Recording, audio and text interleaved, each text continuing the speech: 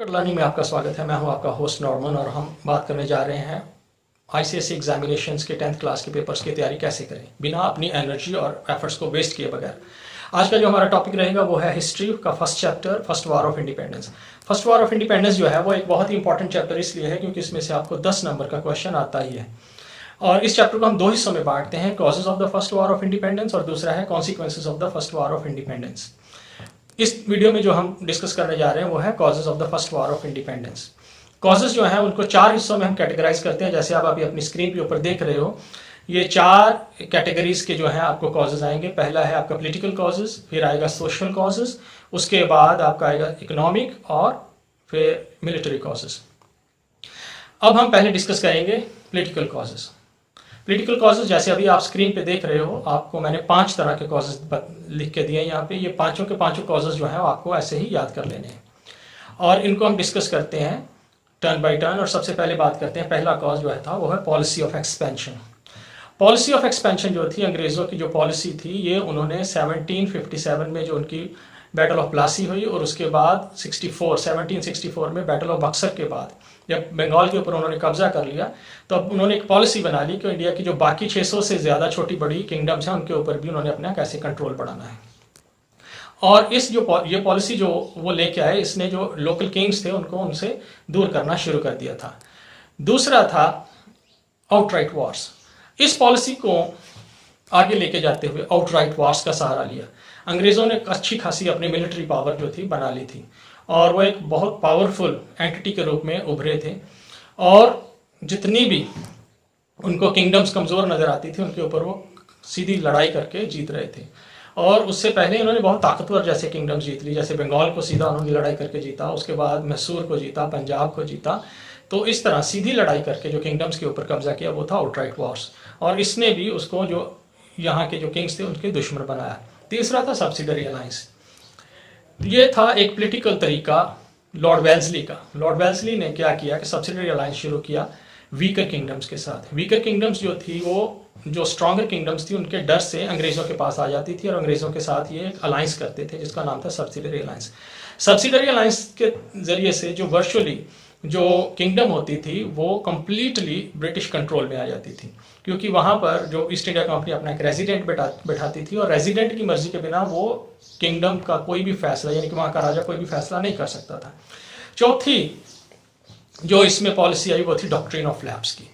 Doctrine of lapse जो था वो उसको लेके आया लॉर्ड डलहौजी। लॉर्ड डलहौजी ने देखा कि बहुत सारे जो किंग्स हैं उनके अपने वारिस नहीं हैं, अपनी औलाद नहीं है, तो उसने ये पॉलिसी बना दी कि कोई भी राजा जो सब्सिडरी अलायंस में है, अगर उसकी डेथ हो जाती है और उसका अपना वारिस नहीं है तो उसके किसी भी अडॉप्टेड सन को वारिस नहीं माना जाएगा और डायरेक्ट कंट्रोल जो है उसके किंगडम के ऊपर ईस्ट इंडिया कंपनी का हो जाएगा।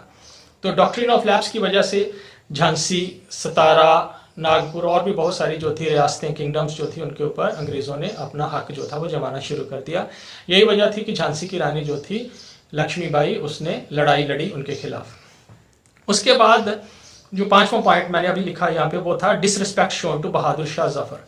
बहादुर शाह जफर जो थे, उस जो आखिरी मुगल बादशाह थे, उस समय ये दिल्ली में बैठे हुए थे और दिल्ली के आसपास के एरिया के ऊपर उनका कंट्रोल था और दिल्ली के लोगों के लिए ये बहुत अजीज थे, बहुत प्यारे थे। और जब अंग्रेज़ों ने ये कह दिया कि बहादुर शाह जफर के बाद उसके जो बच्चे हैं उनको कोई राइट्स नहीं दिए जाएंगे और बहादुर शाह जफर और उसके बच्चों को लाल किला छोड़कर एक हवेली में जाना पड़ेगा और उनके जो टाइटल्स हैं वो भी ख़त्म कर दिए जाएंगे। इस बात से भी जो दिल्ली के लोग और बहुत जो वहाँ की जो फौजी थे, इंडियन फौजी, वो गुस्सा आए। तो ये थे आपके पॉलिटिकल कॉजेज जो मैंने अभी बताए हैं। पेपर में ये 4 लिख तो काफ़ी है, 5 मैंने अभी बताए हैं आपको। बिल्कुल जैसे स्क्रीन के ऊपर नज़र आ रहे हैं ऐसे लिखना है और 2-2, 3-3 लाइनें आप साथ में एक्सप्लेन कर सकते हो। दूसरे कॉजेज थे सोशल रिलीजियस कॉजेज या सोशल कॉजेज। इसको भी जैसे अभी आप स्क्रीन पे देख रहे हो, मैंने 4 पॉइंट आपको दिए हैं। इससे ज़्यादा आपको याद करने की ज़रूरत नहीं है, एज इट इज़ हूबहू ऐसे आप 4 जो हैं ये पॉइंट्स आप याद कर लो और इनको हम अभी डिस्कस कर लेते हैं। पहला है इंटरफेरेंस विद सोशल कस्टम्स। जो इंटरफेरेंस विद सोशल कस्टम्स का मतलब है कि जो हमारे इंडियंस की जो उस समय की कस्टम्स थी, उस समय की जो कस्टम्स थी, बैकवर्ड कस्टम्स या कह लो, या कुछ ऐसी कस्टम जिसका समाज के ऊपर बुरा असर था, उसमें अंग्रेज़ों ने दखल अंदाजी देनी शुरू कर दी। इसमें 2 कीवर्ड्स हैं जो आपको इस पॉइंट में लिखने चाहिए। वो था सती एक्ट 1829 और दूसरा है विडो री मैरिज एक्ट 1856। ये दोनों कीवर्ड्स हैं, ये दोनों आपको लिखने हैं। और जब ये एक्ट बने तो इंडियंस जो समाज था, इंडियन समाज जो था, हमारा समाज, उसके दिमाग में अंग्रेज़ों के लिए गुस्सा भरने लगा कि जो अंग्रेज़ हैं वो हमारे सामाजिक और धार्मिक जो विचारधाराएं हैं उनमें इंटरफेरेंस कर रहे हैं। दूसरा था एप्रीहेंशंस अबाउट मॉडर्न इनोवेशन। अंग्रेज़ जब जो भी टेक्नोलॉजी डेवलप करते थे इंग्लैंड में, वो इंडिया में लेके आ रहे थे। अब वो बना चुके थे रेलवे और टेलीग्राफ सिस्टम, और वो उन्होंने इंडिया में भी इंट्रोड्यूस कर दिया था। और इंडियंस के लिए वो एक बहुत ही अजीब बात थी कि एक लोहे का डिब्बा जब भाग रहा है, तो इन्होंने ये सोचा कि ये लोहे के जो डिब्बे हैं, इनके नीचे हमें हमारे बच्चों को या हमारे जानवरों को ये देकर नीचे मार देंगे। और दूसरा था टेलीग्राफ के जो पोल्स गाड़े जा रहे थे, वो पोल्स को भी इन्होंने एक ख़तरा माना कि ये जो है फांसी या फंदा देने के लिए खड़े किए जा रहे हैं। तो ये दूसरा पॉइंट था। तीसरा पॉइंट था फियर रिगार्डिंग वेस्टर्न एजुकेशन। अंग्रेज़ों ने स्कूल खोलने शुरू कर दिए, उसके साथ जो मिशनरीज थे उन्होंने भी बहुत सारे स्कूल्स खोले। इन स्कूल्स में जो था एजुकेशन जो थी वो ब्रिटिश सिस्टम के हिसाब से दी जाती थी और इंग्लिश में पढ़ाया जाता था। और दूसरा इसमें इन स्कूलों में क्या था कि सभी कैटेगरीज के, सभी क्लासेस के जो बच्चे थे वो भर्ती किए जाने लगे। तो ये जो चीज़ थी समाज को पसंद नहीं आई। एक तो ये था कास्ट का ध्यान नहीं रखा जा रहा था, दूसरा उन्होंने देखा कि इस तरह से एजुकेशन के थ्रू ये हम पर अपना कल्चर थोप रहे हैं। चौथा था टैक्सिंग रिलीजियस प्लेसेस। जो इंडिया की बहुत सारी रिलीजियस प्लेसेस थी, बहुत सारे मंदिर थे जिसके पास बहुत सारी प्रॉपर्टीज़ थी, और ये प्रॉपर्टीज़ जो थी, जो सैकड़ों एकड़ ज़मीनें थी, और इनके ऊपर जो भी खेती बाड़ी होती थी उसके ऊपर कोई भी टैक्स या रेवेन्यू नहीं होता था। अंग्रेज़ों ने देखा कि ये बहुत सारी ज़मीन जो है वो रेवेन्यू के बिना ही चली जाती है, तो उन्होंने जो भी मंदिर या और जो रिलीजियस प्लेसेस थी उनकी जो प्रॉपर्टीज़ थी उनके ऊपर रेवेन्यू और टैक्सेस लगाने शुरू कर दिए, जो बात जो थी लोगों को बिल्कुल पसंद नहीं थी। तो ये थे आपके सोशल कॉजेज़, और बिल्कुल वही कॉजेज़ लिखने हैं जो मैंने अभी आपको बताए हैं। तीसरे थे इकोनॉमिक कॉजेज़। इकोनॉमिक कॉजेज़ भी जैसे अभी आप स्क्रीन पे देख रहे हो, मैंने इनको भी 4 हिस्सों में बांटा है, और ये जो इकोनॉमिक कॉजेज़ हैं बिल्कुल ऐसे ही आपको याद करने हैं और पेपर में आप लिख सकते हो। इनको भी आपने 2-2, 3-3 लाइनों में एक्सप्लेन करते जाना है। तो चलो इनको डिस्कस कर लेते हैं। जो सबसे पहला पॉइंट है वो है एक्सप्लॉयटेशन ऑफ इकोनॉमिक रिसोर्सेज। उस समय क्या था कि इंग्लैंड में था इंडस्ट्रियल रेवोल्यूशन आ चुका था और बहुत सारी इंडस्ट्री लग चुकी थी, लेकिन इंग्लैंड में रॉ मटेरियल्स की बहुत कमी रहती थी क्योंकि वहाँ पर रॉ मटेरियल नहीं होते थे। इंडिया उनके लिए एक बहुत बड़ा सोर्स था रॉ मटेरियल्स का। यहाँ का कोयला, यहाँ की कपास, कॉटन और यहाँ का इंडिगो, ये उनके लिए एक बहुत बड़ा सोर्स था, एक तरह से इम्पॉर्टेंट सोर्सेज थे यहाँ के उनके लिए। तो उन्होंने जो इंडिया के सोर्सेज थे उनको अपने, इन सभी रिसोर्सेज को अपने फ़ायदे के लिए इस्तेमाल करना शुरू कर दिया।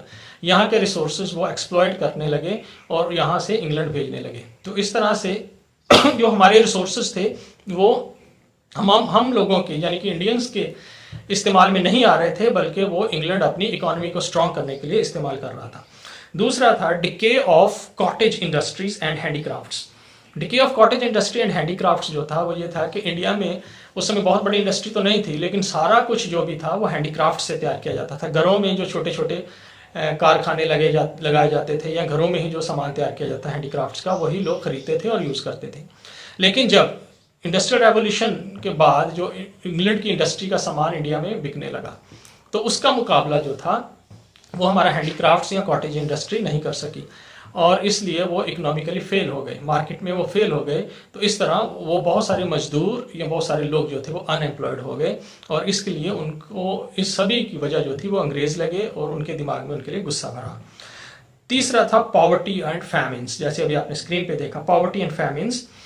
पॉवर्टी एंड फैमिन्स बहुत ज़्यादा थी इंडिया में उस समय। फैमिन्स होती है जो भूखमरी से लोग मर जाते हैं, और सिर्फ 1765 से लेकर 1857 तक ही 12 बड़ी फैमिन्स जो थी, 12 बड़े अकाल जो थे वो पड़े, जिसमें लाखों लोग मारे गए। और सरकार के ऊपर लोगों का गुस्सा इसलिए भड़क रहा था कि सरकार ने किसी भी तरह से लोगों को बचाने की कोई कोशिश नहीं की, और गरीबी भी बढ़ती जा रही थी और सरकार का उसकी तरफ कोई ध्यान नहीं था। चौथा पॉइंट था इनाम कमीशन, और इसको आप ऐसे भी लिख सकते हो डिक्लाइन ऑफ लैंडेड एरिस्टोक्रेसी। दोनों में से कोई भी पॉइंट लिख सकते हो, चाहे आप इनाम कमीशन लिख लो, चाहे डिक्लाइन ऑफ लैंडेड एरिस्टोक्रेसी लिख लो। लेकिन जब आप डिक्लाइन ऑफ लैंडेड एरिस्टोक्रेसी लिखते हो तो इसमें जो कीवर्ड है वो इनाम कमीशन है, उसको मेंशन करना बहुत ज़रूरी है। इनाम कमीशन क्या था कि 1852 में ये कमीशन बनाया था ईस्ट इंडिया कंपनी ने।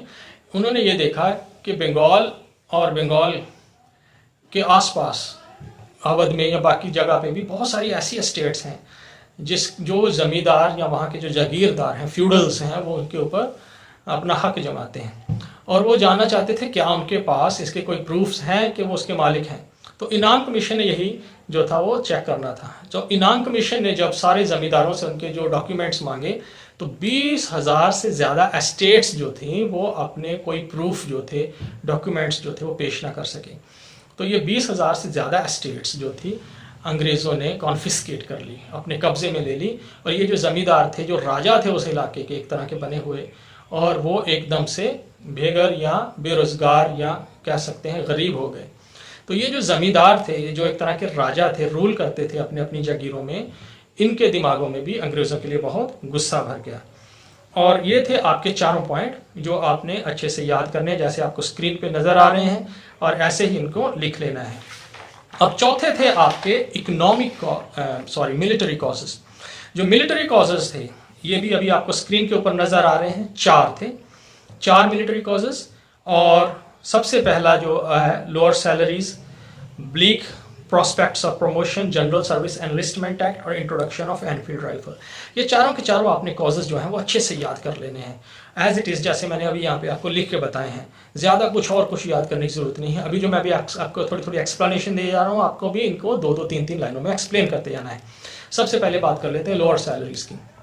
अंग्रेज़ों की फ़ौज में जो बड़ा हिस्सा था, यानी कि 70% से भी ज़्यादा जो फ़ौज थी वो इंडियंस की थी। तो ब्रिटिश इंडियन आर्मी में जो ज़्यादा जो फ़ौजी थे वो इंडियंस थे।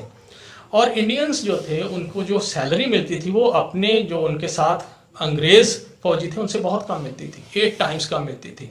अगर मान लो एक अंग्रेज़ फ़ौजी को 8 रुपये सैलरी मिलती है तो इंडियन फ़ौजी को 1 रुपया मिलता था, जबकि दोनों ही बराबर का काम करते थे, जबकि ज़्यादा कठिन जगह पे इंडियन फ़ौजियों को ही लगाया जाता था। तो इस तरह वजह से उनके अंदर गुस्सा भर रहा था कि जो अंग्रेज़ सरकार है उनके साथ ऐसा क्यों करती है। दूसरा है ब्लीक प्रोस्पेक्ट्स ऑफ प्रमोशन जो थी वो पॉसिबल नहीं थी इंडियन फौजियों के लिए। एक फौजी जो था जितनी मर्जी बहादुरी के कारनामे दिखा दे, लेकिन उसको एक सूबेदार के रैंक से ज़्यादा प्रमोशन नहीं मिलती थी। तो ये जो चीज़ थी उनके अंदर गुस्सा भर रही थी कि हमारी एफर्ट्स के बावजूद भी हम अंग्रेज़ों से ज़्यादा काम करते हैं, उनसे ज़्यादा बहादुरी दिखाते हैं, लेकिन उनके साथ ऐसा क्यों किया जाता है। तीसरा था जनरल सर्विस एनलिस्टमेंट एक्ट 1856। ये बहुत ही इंपॉर्टेंट है, ये आपको अलग से 2 मार्क्स में क्वेश्चन आ सकता है। जनरल सर्विस एनलिस्टमेंट एक्ट 1856, ये कानून 1856 में पास कर दिया ईस्ट इंडिया कंपनी ने। इस कानून के तहत जो भी इंडियन फौजी, इंडियंस जो हैं ब्रिटिश इंडियन आर्मी में जो है वो आते हैं, उनको ये मजबूरी में या कैसे कर लें, कहीं भी जाना ही पड़ेगा। कहीं भी इंडियन फौज को वो कहीं भी जो थे प्लांट कर सकते थे जनरल सर्विस एनलिस्टमेंट एक्ट के तहत। कोई भी फौजी इसका विरोध नहीं कर सकता था। चौथा था इंट्रोडक्शन ऑफ एनफील्ड राइफल। ये बहुत इंपॉर्टेंट पॉइंट इसलिए है क्योंकि ये अलग से भी आपको आएगा, immediate cause of first war of independence. ये इमीडिएट कॉज भी है फर्स्ट वॉर ऑफ इंडिपेंडेंस का, और साथ में ये एक मिलिट्री कॉज भी है, इंट्रोडक्शन ऑफ एनफील्ड राइफल। उस समय जो फौज थी उसके पास जो राइफल थी वो थी ब्राउन बेस। तो ब्राउन बेस को रिप्लेस कर रहे थे एक मॉडर्न राइफल के साथ जिसका नाम था एनफील्ड राइफल। एनफील्ड राइफल जो थी उसमें जो कार्ट्रिज पड़ता था, उसका कार्ट्रिज का ढक्कन जो था मुंह में कार्ट्रिज को डाल के उतारना पड़ता था। अब एक हाथ में गन है, दूसरे हाथ से कार्ट्रिज को उतारना पड़ता था। तो कार्ट्रिज को उतारने के लिए उसके नीचे थी ग्रीस। जो ग्रीस जो थी वो कार्ट्रिज के ऊपर लगी होती थी। अब जो भी फौजी था वो उसको मुंह में डाल के उतारता था। जब उनके अंदर एक अफवाह फैल गई कि ये जो ग्रीस है ये गाय की चर्बी के साथ या सूअर की चर्बी के साथ बनी है। अब जो गाय की चर्बी है या गाय या सूअर, ये दोनों ही जानवर को अलग अलग जो है वो इम्पोर्टेंस है। जो गाय है वो हिंदू समाज के लिए बहुत इंपॉर्टेंट है क्योंकि वो उसको गॉडेस का या मदर का रूप देते हैं। तो हिंदू फौजियों के लिए ये बहुत शर्म की बात थी कि वो गाय की चर्बी को मुंह में ऐसे डालें। और जो सूअर है उसको, उससे मुस्लिम बहुत ज़्यादा नफरत करते हैं, और जो मुस्लिम फौजी थे उनको इसलिए नफरत हुई कि उनको मुंह में सूअर की चर्बी जो है डालनी पड़ रही है। तो दोनों ही कम्युनिटी के जो फौजी थे वो अंग्रेज़ों के खिलाफ गुस्से से भर गए जब एनफील्ड राइफल जो थी इंट्रोड्यूस की गई। तो बस ये आपके पॉइंट हैं जो मैंने अभी आपको बताए।